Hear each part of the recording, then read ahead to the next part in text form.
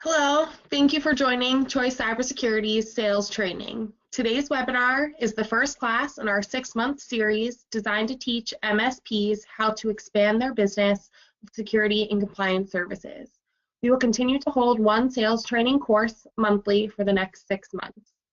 Choice Cybersecurity is pleased to introduce Roy Van Nordstrand, founder and president of the Laren Group, as our sales trainer. He brings more than 3 decades of sales management experience. Roy has served as a staff facilitator for the Heartland Technology Groups and is a member of many organizations, including the American Society of Training and Development, the Sales Management Association, the Professional Society for Sales and Marketing Training, and is a founding member of the Business Relationship Management Institute. Mr. Van Nordstrand is also a popular speaker and subject matter expert on the topics of sales strategy, sales process, and sales management. We are excited to have Roy as a part of our team. Roy, take it away. Well, thank you. That was a very kind introduction. So welcome, everyone. Let me just sort of frame this time that we're going to spend together. First, let me say I appreciate you taking time out of your busy day to devote to a conversation around sales training, and specifically training, thinking about how we sell security and compliance. This is the first of a series. So a lot of what we're going to talk about today is what we would call blocking and tackling. It's some core foundational ideas that we're going to come back to throughout the series in order to leverage and apply what we learned today and what we discovered today.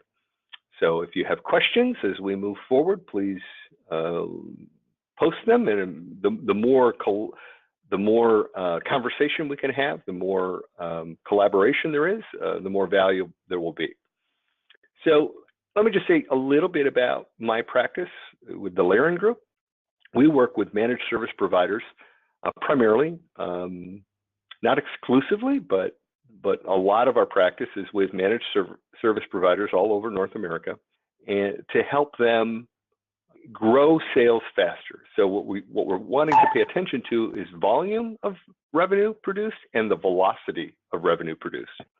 The particular focus that we have today in this series, and why you're attending here as part of Choice Cybersecurity, is there's a strong emerging market opportunity that is specific to security and compliance.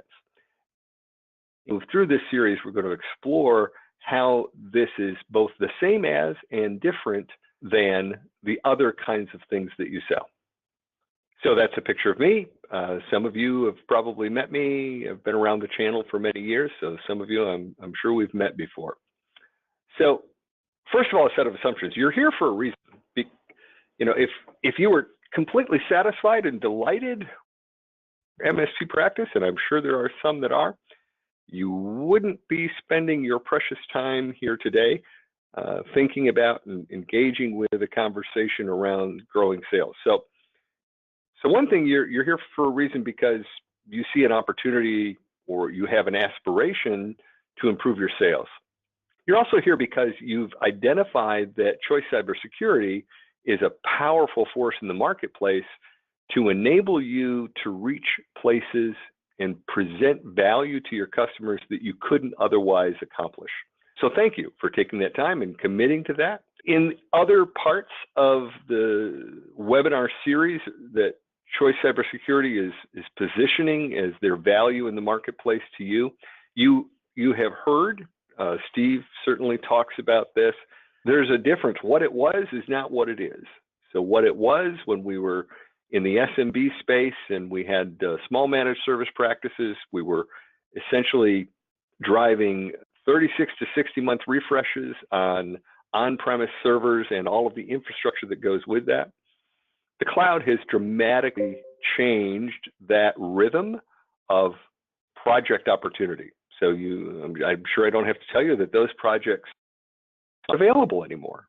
More and more of the resources going into alternatives that maybe don't require the same sort of frequency of the small business server kind of environment. However, parallel to that, simultaneously, the cloud has created an opportunity, has initiated an opportunity, because this movement, in general speak, right, this movement to a more expanded network configuration, what's happened is that has introduced an opportunity for security and compliance. And so while the projects aren't what they used to be, what they are now are even more valuable. But it does mean that we have to rethink our engagements and rethink the value that we produce with our clients. So we think about how we position sales, and in a moment, we're going to talk about what sales is and what sales isn't, but it's all rooted in the nature of business needs. And so just sort of the trajectory of the most pressing and most urgent business need is security. And you don't need me to tell you that, right? I mean, that's in popular. It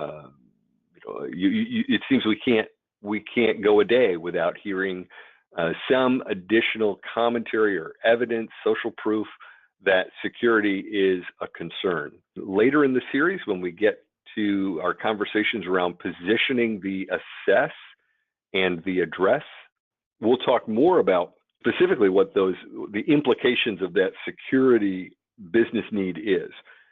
But what we know is that the reason we're spending this time today and in this series is that we're adapting our narrative to the drivers that matter to our customers, that matter to our clients. That's the critical piece. To sort of sum that up, what we're going to be doing is this entire series is designed to create a foundation of training and insight of how to manage security services practice. Like, how do we monetize the value that you deliver to your clients with managed security? And that, of course, is rooted in the construct that by now I'm sure you're well familiar with: the assess, address, and maintain. That three-legged stool, you think of it as three pillars to a managed practice, each of which has features or attributes that we want to learn to sell to, because they're phases in a sales progression. And we're going to, as we move through this series, we're going to look at how to sell each one of those attributes in each of those phases of the sales process. Let me just kind of give you an overview of what this series is. So today we're looking at the introduction to selling managed security, this webinar today. A lot of blocking and tackling, core value, core constructs, core ideas. Some of it was designed and intended to be disruptive. We may challenge you to think differently about what the sales process is. Then our next one is going to be around positioning the assessment to existing clients. And then we're going to have a conversation about how to position the assessment to differentiate your offering to new clients. So those are two very different narratives. You're positioning value in a relationship that you already have, in other words, extending your relationship and expanding your value, is different than disrupting the competition by differentiating yourself around a different value. So we're going to explore those two narratives. Then we're going to look at presenting the executive summary to the security stakeholders. So the outcome of an assessment is an executive summary that's really defines it. It sort of focuses on, things are much worse than you think they are. Very often it's the case that executive summary identifies gaps that ought to be of concern. And it's important how we position and present that gap analysis as the subject matter expert, as the technologist that has the relationship or that is speaking to a new client. That's a critical narrative. Then we're going to look at selling a managed security offering in your MSP practice. So that's the maintain portion, right? So how do we, once we've done an assessment and we've implemented projects to resolve, address the gaps, how do we integrate managed security into our managed service practice? So how do we extend that with monthly recurring revenue and how do we become even more valuable to our clients. So we'll look at positioning that both as an extension of your current managed service agreement, and in some cases, how you can create separate standalone managed service agreements that are focused on security. And then finally, we'll sort of wrap this all up into creating and using a playbook, which is sort of the organizing document, your go-to-market strategy for a managed security practice. So we'll show you how you can embed that all into a playbook. So the first thing we want to look at is, well, where's the opportunity? Whenever we think about a new initiative and we're thinking about sales, where's the opportunity? Well, the opportunity is everywhere. The import of security has become so dramatic that it's absolutely clear that you will run out of time long before you run out of opportunities. Now, not all of the needs are needs that are ones that would be a good fit for you, right? So the reality is they will need you more than you need them.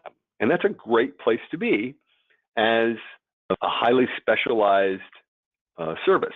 But there's no, in a moment, we're going to see that there are some differentiators between security and compliance and regulated and non-regulated. There are some hotspots and market verticals where there's more opportunity. But the reality is everyone is increasingly sensitized to concerns around security. So from a more tactical point of view, just as we said before, you really have two market segments. You have existing managed clients. So my assumption is that you're engaging here, then you're probably a managed service provider in some form, and you have relationships with existing managed clients where you are providing infrastructure managed services. That is a special pool of people where you can increase your value by engaging meaningful conversations around managed security. And then you have a whole market of new managed clients, so people who are not yet doing business with you. And there we're going to look at how security is highly differentiating, how you can differentiate yourself from your competition by being able to speak effectively to, and have clarity about how you can help people address their perception of needs around security. So the landscape kind of has, I want you to think about this, that there are two sort of domains. You have regulated businesses and non-regulated businesses. So immediately when we think about regulated businesses, the key there is they are subject to compliance. And all that really means is that there is a third, and this is a growing, as you've heard in other contexts with Choice Cybersecurity, we'll speak to the many different ways of the growing list of compliances that are imposed, right? So what this is third party, external to the market. There are regulations that say you have to, in order to do business, it's so important that you pay attention to these security features that we're going to make you have to attest that you're compliant to a set of rules. Well, our role as a managed security practice is to identify and respond to the requirements to align, for your clients to align their business practices to the rules that are imposed. So it's regulations, and they assess that in terms of audits, right? So it's a very structured environment. So that market scope has a distinct narrative, sales narrative to it, because what we're really responding to is a way for people to do what they, by definition, have to do, because the rules say they have to do it. So whether it's HIPAA compliance or Sarbanes-Oxley or Grants-Leach-Bliley or any of the many PCI, all different kinds of compliances that are emerging, our role and the value of Choice Cybersecurity is, comprehensive expertise around knowing specifically what those requirements are and enabling you to speak effectively to the gaps that your clients are experiencing in order to achieve and maintain that compliance. Then we look at non-regulated businesses. And what's really interesting about that is that the two are not as distinct as you might think. They're closely related. The idea of non-regulated businesses is that we leverage the best practices that are learned in a regulated environment and apply them to a non-regulated environment. So in other words, there's a reason these compliances are required. It's because they produce better outcomes. It's safer. Those regulations and compliance requirements aren't made up out of whole cloth. They're there for a specific purpose. Well, because we're really expert in that, we can identify the best practices that are bound in, that are grouped in this requirement because an organization is regulated, and then implement those in a non-regulated. So that's pure security, right? So there may not have a regulation, although as Steve Rutkovitz has said many times, it's increasingly the case that every business, it's increasingly, almost every business is subject to some compliance. I mean, it's so comprehensive. And that's because information has become so valuable. And the mechanisms by which we move information around have become more vulnerable. So it makes complete logical sense that there would be an increase in compliances.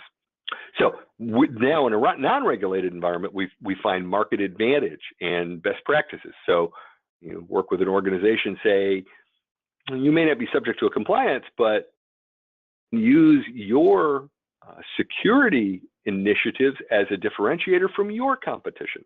Right? Everyone wants to work with someone who is more secure, who has a greater maturity and respect for information.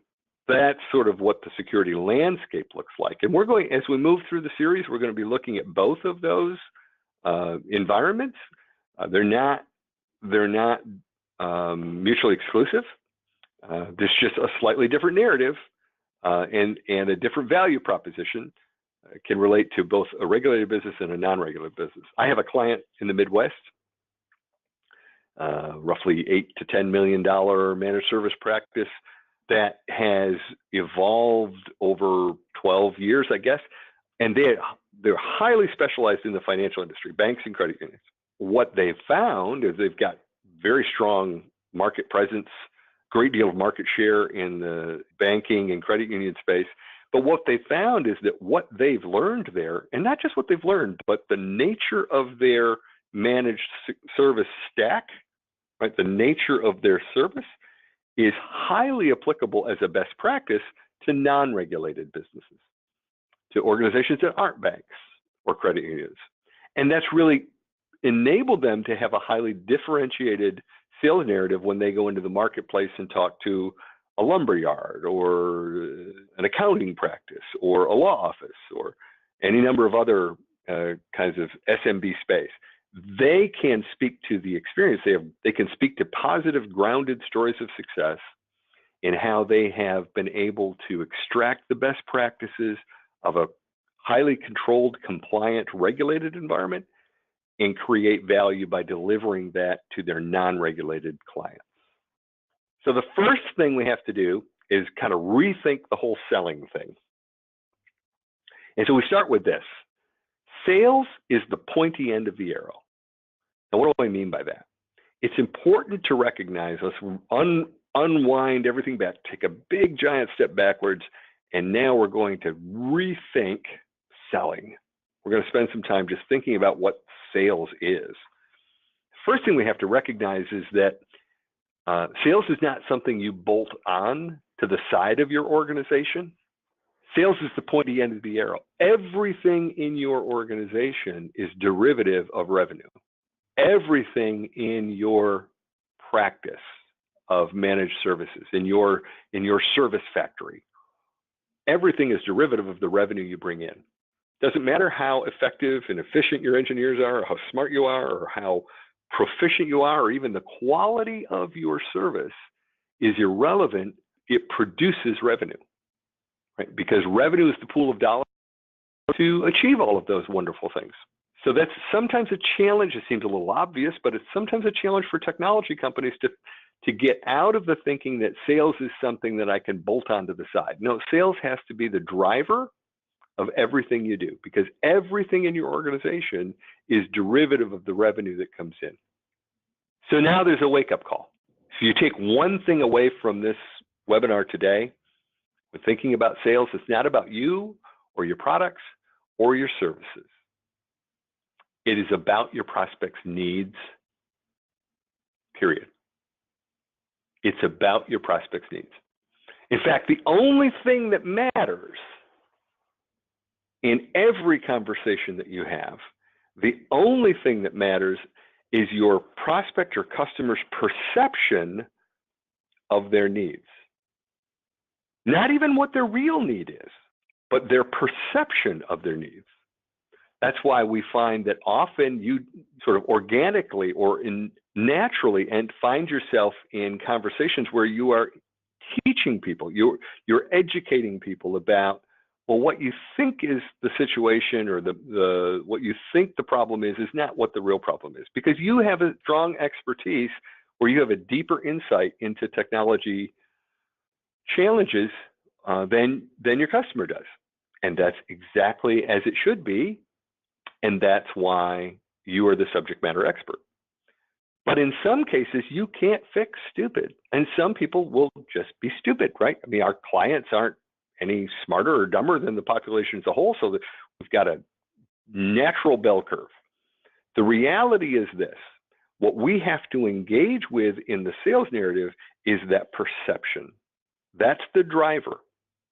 The driver is the perception of the business needs. That's going to make more sense here in a moment. But I want to make sure we get this core idea. It's not about us, it's about them.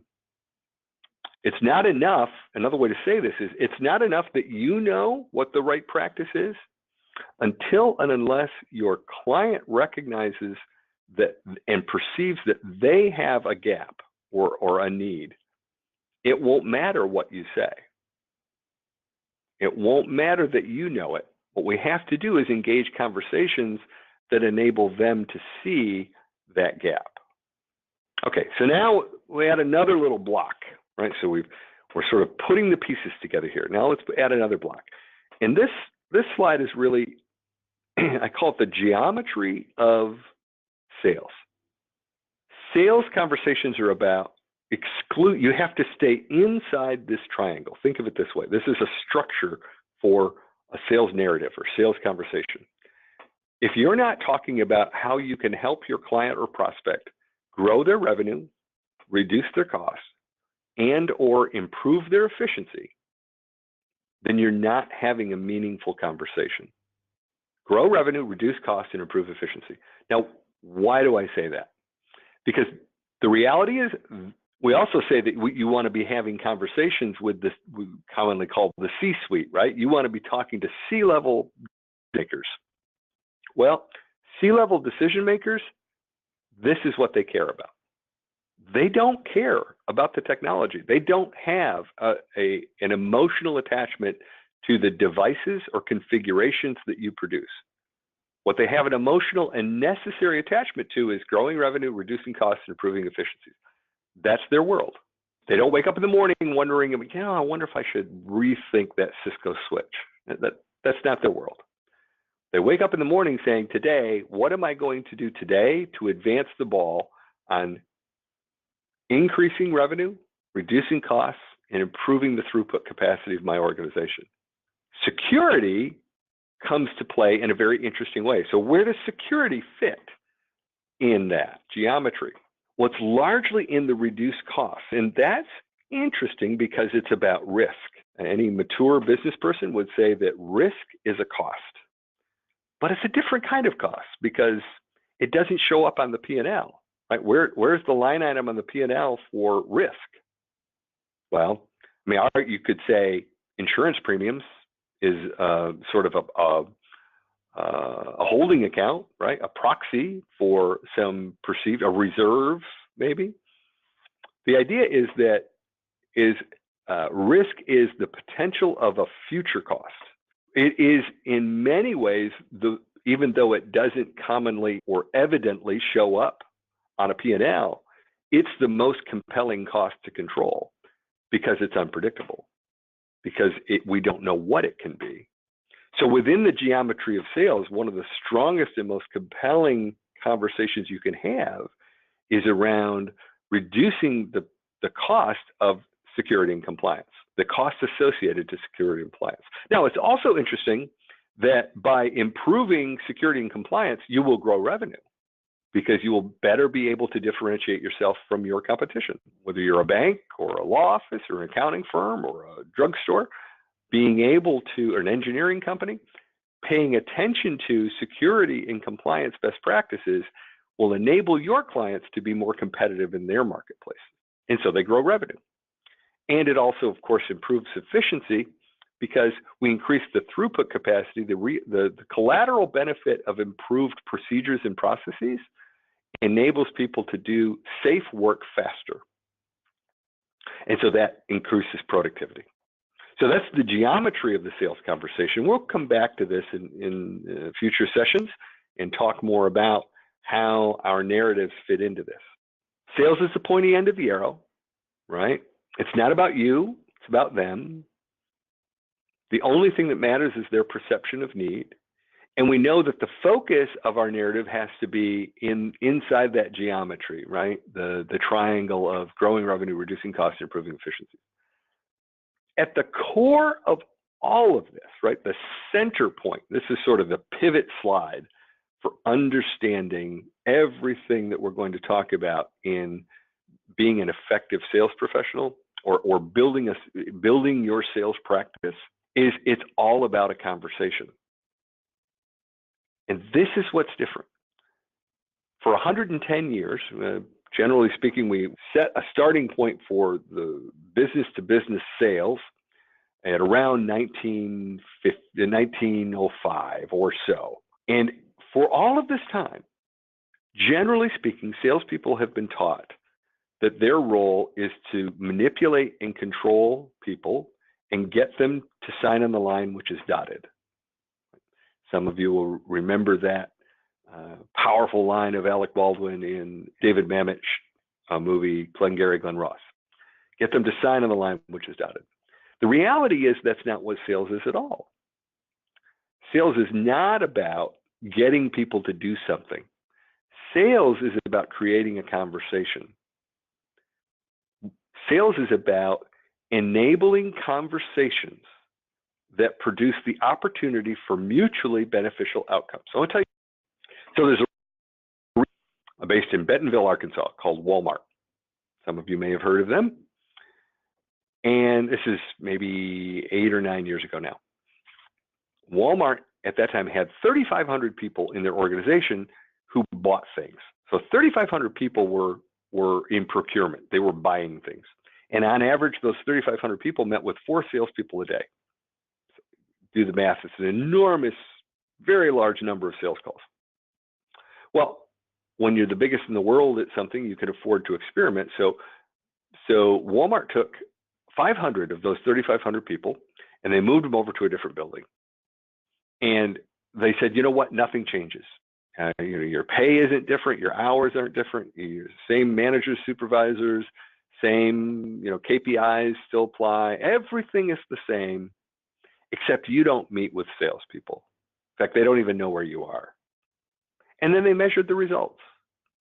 And it turns out after about 90 or 120 days, not only did the 500 people secluded away in a secret campus, not only did they didn't fall behind their 3,000 peers, they significantly outperformed their 3,000 peers.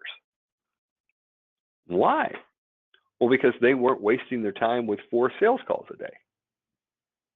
See, it turns out that those sales calls were transactional. Those sales calls were not conversations that produced value. Those were transactional things. Now, this is probably coming from a sales consultant, right? But Procter & Gamble hears about this, and Procter & Gamble isn't going to just say, oh, well, I guess we won't call on Walmart anymore. Shucks. They were a big account, too. No. Instead, Procter & Gamble began a series of conversations with Walmart executives about supply chain management. They said, you know what? We're really, really good at logistics. We're good at moving cartons and crates of things around. What if we engaged in an initiative? What if we collaborated together on an initiative to improve efficiencies in supply chain management as partners? Well, Walmart had time for that conversation, right? Because that wasn't transactional. That wasn't a vendor-buyer relationship. That was the collaboration of partners. So Procter & Gamble entered into a peer-to-peer relationship with Walmart in an initiative to produce mutually beneficial outcomes. Well, that's exactly what you want to do with your managed service and your managed security practice. You want to enter into conversations with, as a peer, as a subject matter expert and highly specialized peer, with your potential clients about how, by working together in a powerful initiative, you can produce mutually beneficial outcomes. That's the space of the conversation that we want to have. Now, one other thing, every conversation will not result in a closed sale, but every closed successful agreement originated in a conversation. In other words, you can't get to the meaningful, valuable, whether it's recurring revenue or project, you can't get to monetizing the opportunity without the conversation. Now, we'll have to have more conversations than we have closes. If you told me that every single conversation that you entered into resulted in a closed sale, I would tell you that your price is too low, because the market won't let that happen. I mean, you got to raise your price. You get the idea. Conversations are the core of what we do as sales professionals. Not trying to get people to do something, because we recognize it's not about us. It's about them. In a moment, we're going to look at a structure of the sales narrative to get to enable us to have these powerful conversations that help our clients or prospects get more, become what we say is become more present to, right? They have a deeper understanding of their real business need.